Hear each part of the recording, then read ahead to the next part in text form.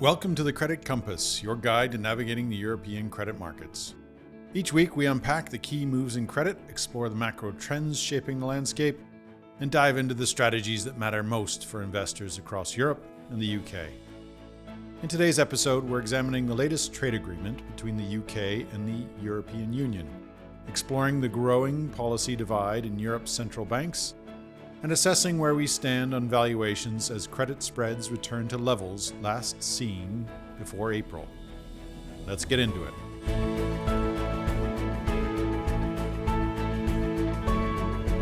This week brings yet another trade deal involving the UK. While this one with the EU was largely expected, given the scheduled 2026 review of the existing Brexit-era Trade and Cooperation Agreement, the speed at which it materialized, following closely behind agreements with India and preliminary progress with the US, did catch some observers by surprise.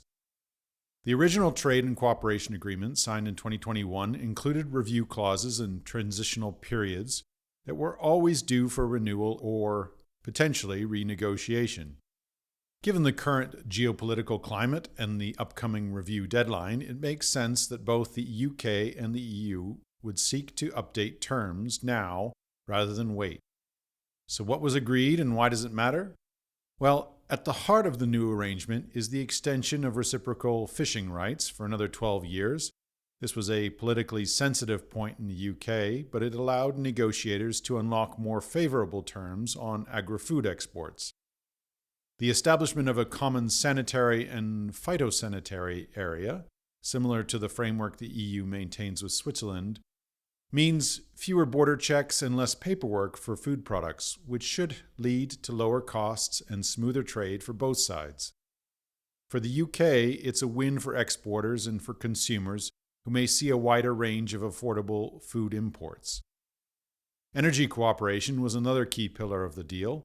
The UK will gain access to the EU's internal electricity market, and both sides committed to improving cross-border power flows. This isn't just an economic agreement, it's also part of a broader climate strategy. Better integration should reduce costs and support energy transition goals while lessening dependence on Russian energy sources. Negotiations also began on several areas that weren't finalized. Discussions around services trade continue, with a focus on mutual recognition of professional qualifications, youth mobility schemes, and more flexible visa arrangements. These may be wrapped into the formal 2026 review. Another critical but unfinished conversation is around carbon trading. The EU's carbon border adjustment mechanism, which comes into effect in 2026, will levy charges on imports based on their carbon intensity.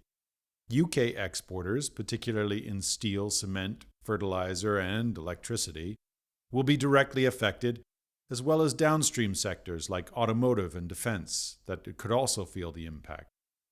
This underscores the need for alignment, or at least coordination, in carbon pricing frameworks.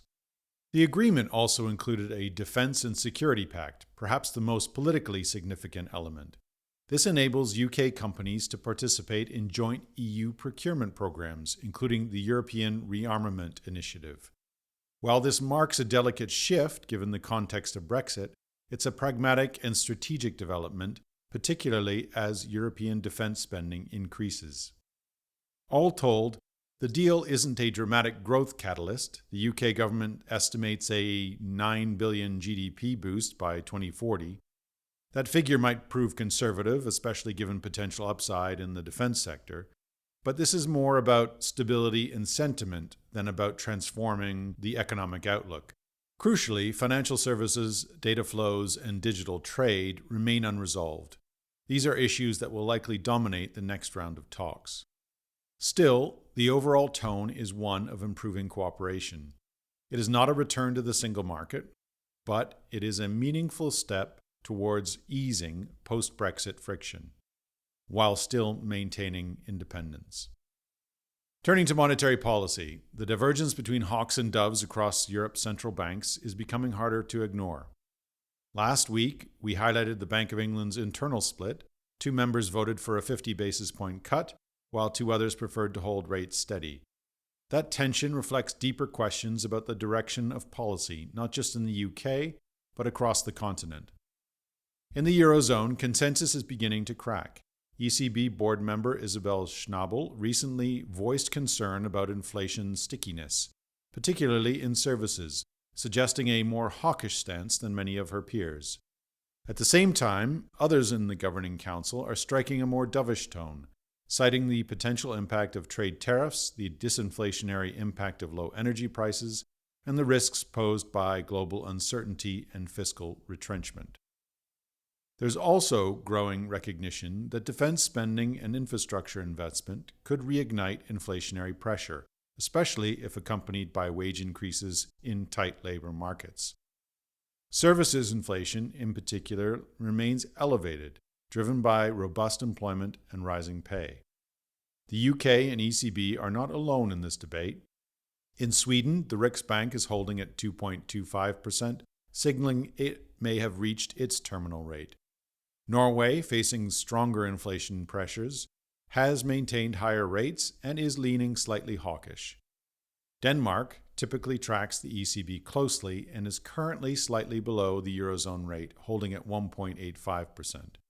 The standout is Switzerland, where the central bank has already cut rates to 0.25% in response to a strong franc and sustained disinflationary trends. Even there, though, policymakers are in no hurry to move again. The common thread? Most central banks are now near neutral territory.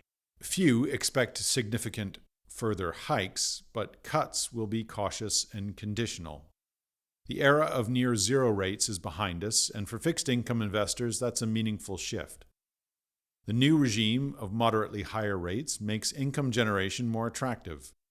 After a decade in which yield was scarce, we're now in an environment where fixed income offers real value, particularly when compared to equity dividend yields, which remain relatively low. That brings us to the second part of an investment yield, spreads and valuations. Where do we stand and where are things going? Markets have been on a wild ride in 2025. A strong start gave way to a sharp pullback in March and April. Since then, sentiment has rebounded sharply, and we're now seeing levels that, while not overly stretched yet, are certainly leaning towards the expensive side. European equities have had a solid year. The Euro Stoxx 600 trades at just over 13.7 times forward earnings, a touch below its 10-year average. The FTSE 100 sits at 13.2 on the same basis, near recent highs, though still a bit under its longer-term norm. In comparison to U.S. markets, the European equity markets still look like good relative value. Credit markets have also firmed. Spreads have retraced their April widening. Crossover spreads are now hovering around 300 basis points, and high-yield spreads are at approximately 350 basis points, both below their 5- and 10-year averages. Investment-grade indices across rating categories are back to pre-April levels. We're not seeing the tightest levels of the cycle, but we're no longer in cheap territory either. In short, the easy money has likely been made. That doesn't mean there's no value left, but it does mean investors need to be selective. Risks still remain elevated. Geopolitical tensions, uncertain fiscal paths, and uneven growth all add complexity to the macro outlook. Several market voices, from JP Morgan's Jamie Dimon to Apollo's Torsten Slok, have warned that current pricing may underappreciate forthcoming risks. Still, for fixed income investors, Europe remains a constructive story, particularly in the higher-rated segments of the credit curve. With policy rates likely to plateau, yield-focused strategies retain appeal, especially relative to equities.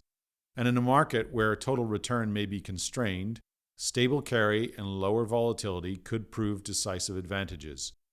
As we have commented before, there is some value in being higher up the credit curve in the current market.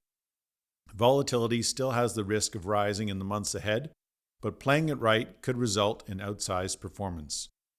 The issuance window has reopened, and there is a flood of primary activity. Issuers are moving quickly to lock in terms amid the current calm.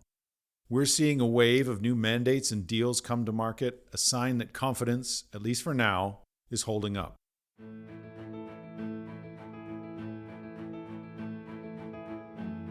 That's all for this edition of the Credit Compass. If you found this episode helpful, please like, subscribe, and share it with your friends and colleagues. Have a question or a topic you'd like us to cover? Well, get in touch. We'd love to hear from you. And for more in-depth financial research and credit ratings, please visit us at KBRA.com. Until next time, stay curious, stay informed, and stay resilient. Let the Credit Compass help guide your way.